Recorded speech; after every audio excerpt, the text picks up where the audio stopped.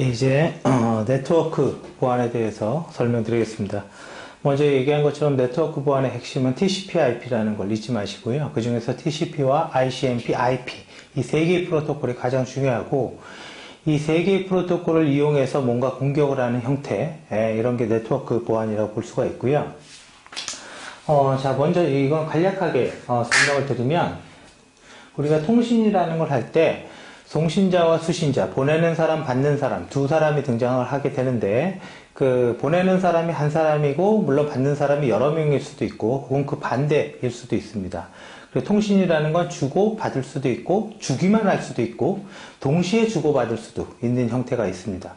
우리가 통신을 보기 전에 이 말, 즉 프로토콜이라는 말을 기억하고 있어야 되는데요. 프로토콜이라는 건 송신자의 메시지와 송신자와 수신자 간의 메시지의 형태 혹은 동기화 방식 혹은 에러 처리 방식을 서로 약속한 규약, 그냥 약속입니다. 약속. 근데 거기에 뭐가 있냐면 동기화 방식, 두 번째 메시지의 형태, 뭐 포맷 그래도 되고요. 그 다음에 이제 세 번째 에러 처리, 에러가 나면 어떻게 할 거냐.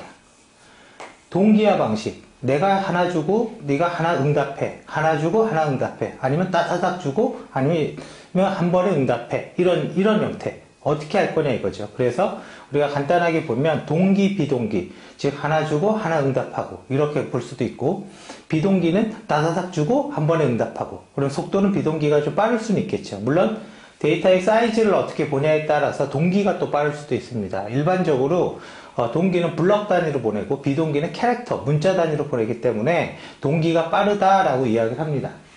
그리고 너는 받기만 할 수 있냐? 그죠? 받기만 할 수 있는 게 뭐예요? 단방향이냐? 심플렉스. 그리고 주고 받고, 주고 받고, 하프 심플렉스. 그죠?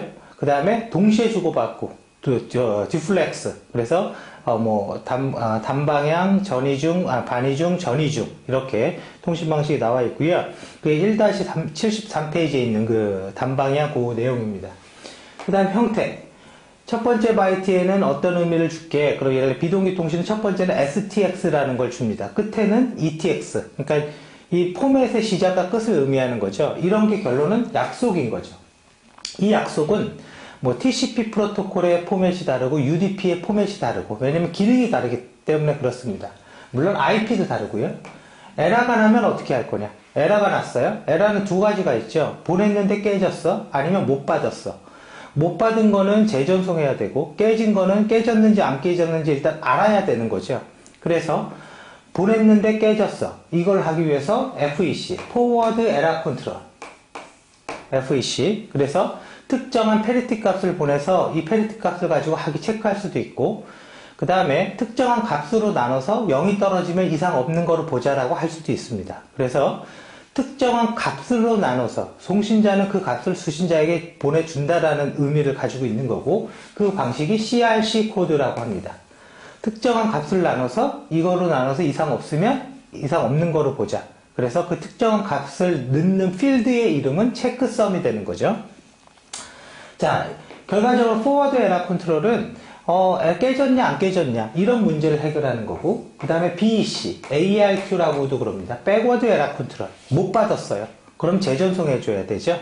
그 재전송에 대한 문제, 예를 들어서 스탑 앤 웨이트 하나 보내고 응답 오면 하나 보내고, 이렇게 너무 느리죠. 시퀀스하게 뭔가를 해야 되니까, 순서적으로 해야 되니까. 그 다음에 고 백앤, 따다닥 보냈는데 갑자기 나 2번 못 받았어. 그럼 2번 이후 거를 모두 재전송. 그 다음에 셀렉티브, 빠진 것만 1번부터 10을 보냈는데 얘가 2번 못 받았어. 그럼 요 2번 하나만 딱 재전송하는 거. 셀렉티브니까, 선택적이니까요. 자, 이런 것들이 결과적으로 뭐예요? 백워드 에러 컨트롤에 대한 내용인 거고요.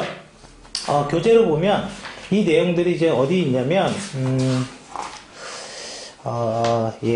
그래서 교재가 잠깐만요. 뭐 1-78페이지에 있습니다. 78페이지도 있고 뒤쪽에 OSI 7계층 부분에 또 나옵니다. 그래서 여러분들이 지금 봐야 될 거는 1-77페이지로 보겠습니다.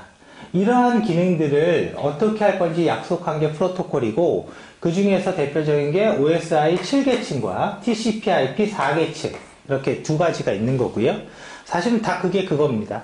OSI 실계층은 첫 번째 애플리케이션, 프레젠테이션, 세션 영역으로 되어 있어요. 애플리케이션이라는 건 그냥 프로그램이 있는 거. 일반적으로 애플리케이션, 프레젠테이션, 세션을 그냥 애플리케이션 계층이다라고 부릅니다. 그 다음에 트랜스포트. 트랜스포트는 TCP와 UDP의 프로토콜이 존재하는 거죠. TCP는 하나 보내고 못 받으면 다 못 받았어요. 그럼 재전송해주는 에러 컨트롤 기법을 가지고 있고 BEC 기법을 가지고 있고 그 중에서 고급 백엔드 기능을 하고 있습니다. 고급 백엔드 뭐라고 그랬어요? 빠진 거 있으면 뭐 못 받았으면 그거 이후의 거를 모두 다 재전송하는 고급 백엔드 방식을 사용을 하고 있고요. 자, 그 다음에 UDP는 그냥 보내고 응답을 받지 않습니다. 뭐 못 받으면 못 받는 거예요. 단지 FEC 기능을 합니다. TCP도 합니다. 체크성 값을 보내줘서 이 값으로 나눠서 0으로 떨어지면 패킷이 깨졌는지는 식별할 수가 있는 게 UDP인 거고요. 그 다음에 OSI 7계층의 계층이 네트워크 계층이죠. 일명 IP 주소가 있는 거. IP 주소를 내서 어느 길로 갈 건지 집 주소를 알아야지 내비게이션이 길을 찾는 것처럼 그 집 주소가 통신에서는 바로 IP 어드레스가 되는 거고요. 그래서 IP 어드레스를 받아서 라우터가 직진할지 좌회전할지 즉 경로를 결정하고 라우터는 내비게이션이라고 생각하면 됩니다. 그래서 IP 계층을 가지고 있고 또 하나는 에러가 났는지 안 났는지 너 죽어있어? 너 살아있어? 이렇게 주기적으로 체크할 수가 있습니다. 우리가 일반적으로 그게 핑이라고 하죠. 핑. 그죠? 그냥 윈도우에서 PING 치면은 이렇게 네이버랑 통신이 되는지 체크할 수 있는 프로그램 중에 하나입니다. 핑 같은 걸 할 수도 있고. 그래서 그 기능을 해주는 게 ICMP 프로토콜. 그래서 IP 프로토콜과 ICMP, 이게 네트워크 계층에 있습니다. 자, 그리고 데이터 링크. 그죠? 데이터 링크. 이제는 데이터 링크는, 데이터를 보내는데 가장 기본적인 기능은 에러가 났는지 안 났는지 체크하고 검출하고 정정하는 게 가장 기본적인 기능입니다. 근데 아까 TCP에서도 즉 트랜스포트 계층에서도 백워드 컨트롤, 포워드 에러 컨트롤 기능을 가지고 있고 데이터 링크에도 그런 기능을 가지고 있습니다. 이 얘기는 뭐냐면 트랜스포트 계층은 끝과 끝 통신 사이에 주고받는 거에 대한 에러 컨트롤인 거고요. 데이터 링크는 길을 가는데 구간별로 다 체크하면서 가는 거예요. 그래서 어디에서 에러가 나면 어느 구간이 에러가 났는지 알 수 있는 거죠. 그게 데이터 링크. 그 다음에 물리적인 랜카드의 주소를 부여하는 맥 어드레스로 변환을 해줍니다. IP 주소를. 왜? IP 주소는 숫자이잖아요. 십진수에. 숫자이고 이거를 기계가 알아둘 수 있도록 그 컴퓨터를 유니크하게 식별할 수 있는 건 맥 어드레스인 거죠. 그래서 맥 어드레스로 변환을 해줍니다. 그래서 거기에 또 프로토콜이 두 개가 있죠. ARP와 RARP. IP 주소를 맥 주소로 바꿔주는 거, 반대로 맥 주소를 IP 주소로 바꿔주는 거를 ARP, RARP 프로토콜이라고 합니다. 그래서 알게 모르게 OSI 7계층의 전체적인 내용을 보면 TCP/IP 4계층 프로토콜이 다 나옵니다. 혹은 TCP/IP 프로토콜 군집이 다 나오게 되어 있습니다. 자, 그럼 TCP/IP 프로토콜의 군집이 뭐예요? TCP, UDP, ICMP, ARP, RARP 이렇게 5개로 구성이 되어 있고요. 마지막에 OSI 7계층의 피지컬, 이제 전기로 0101, 0.5V 이상의 전압을 흘려줘서 전기로 데이터를 보내는 역할, 그게 피지컬한 계층의 주 역할입니다. 자, 그래서 간단하게 봤지만 우리가 이제는 그런 내용들을 봤고요. 그러면 TCP는 과연 어떻게 하냐? TCP는 이미 백워드 에러 컨트롤과 CRC를 통한 무결성 확인, 즉 변경됐는지 안 됐는지 확인하는 거 체크합니다. 송신자가 있고 수신자가 있는데 데이터를 이렇게 하나 보냅니다. 그리고 얘는 항상 보낸 거에 대해서 응답을 받습니다. 우리가 그거를 에크라고 합니다. 에크 넘버. 나 응답이야. 하나 보내면 나 에크 1번, 나 한 개 받았어. 에크 2번, 나 2개 받았어. 이걸 가르쳐줘요. 그래서 동일한 에크가 연속적으로 송신자에게 날라오면 이유는 모르겠지만 받지 못했구나. 그래서 재전송 메커니즘을 보내고 있습니다. 그리고 전송을 할 때 시퀀스 넘버, 일렬번호요. 시퀀스 넘버를 보내서 메시지가 섞이면 소트를 할 수 있게, 정렬을 할 수 있게 기능을 가지고 있고요. 그러니까 정렬할 수도 있는 거죠. 그리고 포워드 에러 컨트롤을 위해서 체크성 값을 넘깁니다. 그죠? 그래서 체크성을 넘겨서 뭐 0111 이렇게 넘기면 이거로 나눠서 XOR에서 0 떨어지는지 서로 확인하게 할 수가 있습니다. 즉 포워드 에러 컨트롤의 기능을 가지고 있고요. 그 다음에 여기에는 버퍼라는 게 있는데 이 버퍼를 윈도우 사이즈, 윈도우라고 합니다. 이 버퍼가 꽉 차 있으면 얘가 빨리 보내봤자 쓸 수가 없죠. 공간이 없으니까. 자동차의 주차장이 꽉 차 있는 거예요. 그러면 어떻게 주차할 수가 없잖아요. 그죠?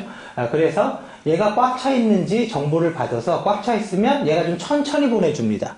그걸 우리는 플로우 컨트롤이라고 얘기를 하는데, 이 버퍼의 정보를 얘가 에크가 날라올 때 받게 되는데, 그게 리시브 윈도우 사이즈라고 합니다. 자, 그래서요, TCP는 신뢰성 있는 데이터 전송을 하는데, 어떻게 하냐면, 수신자가 에크 넘버를 되돌려줘서 받았는지 안 받았는지 체크해 본 다음에 못 받았으면 그 백엔드로 재전송해주고, CRC 코드, 체크성 값을 통해서 패킷이 깨졌는지 안 깨졌는지 확인할 수도 있다라는 거고요. TCP는 시퀀스 넘버를 보내서 메시지가 섞이면 정렬할 수 있게 순서 제어의 기능을 가지고 있고, 수신자가 제대로 받지 못하면 속도를 조금 늦춰주는, 천천히 보내주는 플로우 컨트롤의 기능을 가지고 있습니다. 그래서 이 버퍼, 리시브 윈도우 사이즈의 정보를 응답받게 됩니다. 자, 그래서 이런 기능을 하는 게 TCP고요. 자, 간단히 정리해보면 TCP는요, 기본적으로 포트가 있어야지 통신을 하죠. 소스 포트, 데스티네이션 포트, 그 다음에 에크 넘버, 시퀀스 넘버, 리시브 윈도우 사이즈, 그죠? 그 다음 체크 서 필드, 이런 거로 헤더가 구성되어 있고, 나머지 한 개의 헤더가 두 개가 있긴 한데, 첫 번째는 랭스, 길이. 그 다음에 두 번째는 명령어, 컨트롤 플래그. 그래서 나는 이거 처음 연결이야, 싱크. 그죠? 이런 거. 아니면 나는 이거, 긴급한 연결이야, URG. 이렇게. 이거 명령어라고 보시면 됩니다. 그리고 나는 이거 응답이야, 에크. 그죠? 이런 게 컨트롤 플래그고, 보안기사에서 컨트롤 플래그는 반드시 알아놔야 됩니다. 그 플래그를. 자, UDP는요, 비신뢰성 있는 전송을 합니다. 재전송이라는 메커니즘이 없습니다. 그렇기 때문에 시퀀스 넘버 필요 없습니다. 순서 제어도 안 하고요. 에크 넘버 응답하지 않습니다. 그죠? 얘가 늦게 받는다고 늦게 주고 이런 기능 플로우 컨트롤 없습니다. 그래서 이 리시브 윈도우 사이즈 없습니다. 그래서 UDP 헤더는 뭐겠어요? 소스 포트, 데스티네이션 포트, 랭스, 체크성만. 무결성 검사만 합니다. 그죠? 그렇게 UDP 헤더가 이루어져 있고요. 요게 TCP와 UDP의 가장 기본적인 기능입니다. 그래서 요거를 기본적으로 알아두셔야 되고, 그 다음에 IP는 뭐라고 그랬어요? 내비게이션이랑 똑같다고 그랬죠? 집 주소라는 거죠. 그럼 IP 헤더는 뭐겠어요? IP 주소 있는 거고, 그 다음에 이 IP의 버전, 그죠? 버전 정보 있는 거고, 또 하나, 여기에 풍선으로 그려놨죠? 이 중간에 라우터라는 내비게이션 같은 놈이 있죠? 내가 메시지를 보냈는데 이만한 걸 보냈어요. 한 번에 통과할 수 있는 거 이만한 거야. 그러면 이걸 잘라야 되겠죠? 잘라서 나눠서 보낸 다음에 도착하면 조립하는 일이 일어납니다. 우리가 이 통과할 수 있는 그 패킷의 사이즈, 그걸 MTU라고 합니다. M이 뭐겠어요? 맥시멈이겠죠? 맥시멈 패킷의 트랜스포트 유닛이다 이거예요. 그럼 내가 4K를 보냈는데 MTU가 2K예요. 그럼 둘로 딱 잘라지고 헤더 두 개가 딱 붙습니다. 그리고 도착하면 다시 조립을 하겠죠. 그러면 4K짜리를 이렇게 딱 잘라놨으니까 조립하려면 너는 1부터 20까지, 너는 21부터 40까지 이런 정보가 있어야 되겠죠. 그죠? 그거를 우리는 오프셋이라고 합니다. 그래서 IP의 헤더에는 오프셋 앤 플래그 정보를 가지고 있는 거고요. 그리고 패킷을 보내면 한두 끝도 없이 네트워크를 떠돌아다니면 안 되잖아요. 그래서 통과할 수 있는 라우터의 수를 제한했는데 그걸 TTL 값이라고 합니다. Time to Live. 그죠? 그래서 TTL이 3이면 3개 라우터 통과하면 자동 소멸해버리는 그게 되고요. 그 TTL이 IP 버전 6에서는 HOP라고 부릅니다. 그죠? 이름만 바뀌었습니다. 자, 이러한 기능을 가지고 있는 게 IP 주소인 거고, IP 주소는 다들 아시겠지만 32비트 주소 체계를 쓰고 있습니다. 160점, 60점, 1.1.1, 8888, 그죠? 이렇게 32비트 주소 체계로 되어 있고, 뭐겠어요? 1이 8개다 이거. 1이 8개가 4개다 이거죠. 48에 32가 되는 거죠. 그죠? 그러면 예를 들어서 제가 뭐라고 그랬어요? 8, 4, 2, 1, 16 배수로 갑니다. 32, 64, 128. 그러면 앞에 주소가 129라면 1, 빵빵빵빵빵 1. 그죠? 요렇게 이진수로 바뀝니다. 그죠? 그래서 앞에 자리 하나, 중간, 그 다음, 네 가지 영역으로 나와서 48에 32, 32비트. IP 버전 6는 이게 늘어납니다. 128비트 주소 체계로. 이게 늘어난다라는 건 표현할 수 있는 주소의 개수가 확 증가했다라는 거죠. 그래서 그냥 무한대라고 이야기를 합니다. 자, 이게 이제 IP고, ICMP는 주기적으로 보내는 거야. 너 죽었어? 살았어? 너 에러 있어? 혹은 너 메시지 보냈는데 삭제됐어? 이런 거를 체크하는 게, 에러 컨트롤 하는 게 ICMP 프로토콜이고, ARP와 RARP는 말했습니다. 뭐예요? IP 주소를 MAC으로 바꾸는 게 ARP, MAC을 다시 IP로 바꾸는 게 RARP라고 합니다. 자, 그런 내용들이 이제 어디 있냐면, 지금까지 내용들이, 아까 얘기한 OSI 7계층에, 또 나와 있고요. 교재를 보면 그 1-89페이지 혹은 1-90페이지 그 다음에 1-92페이지 1-93페이지 그 다음에 94페이지 이 내용들이 TCP UDP의 핵심적인 기능입니다. 이 내용들이 그리고 하나 더 얘기하면 TCP는 3-way 핸드쉐이킹 기법으로 연결을 합니다. 정확히 얘기하면 커넥션이 아니라 커넥션 오리엔티드 연결된지 착각하게 만든다 그런 거죠. 송신자는 첫 번째 연결이라는 거 할 때 싱크라는 걸 보내고 얘는 싱크 에크를 보내고 그 다음에 마지막 싱크로서 연결을 확립한다. 연결된다라고 착각하는 거예요. 그래서 3번 압수한다고 해서 3-way 핸드쉐이킹이라고 얘기를 하는 거고요.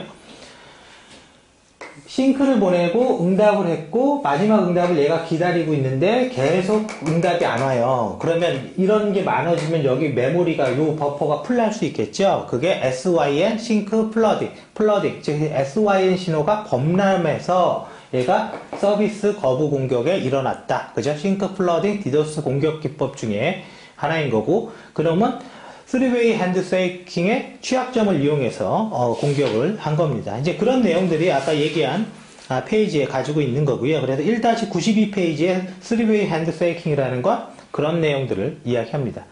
자, 그래서 아주 빠르고 간략하게 말은 했지만 지금 이 내용에 대해서 정말 꽉 이해하고 있어야 됩니다. 그래서 이 교재를 읽어보고 그 다음에 이 강의를 듣고 다시 읽어보고 강의를 듣고 한 2번 해야지 좀 익숙해질 수가 있고요.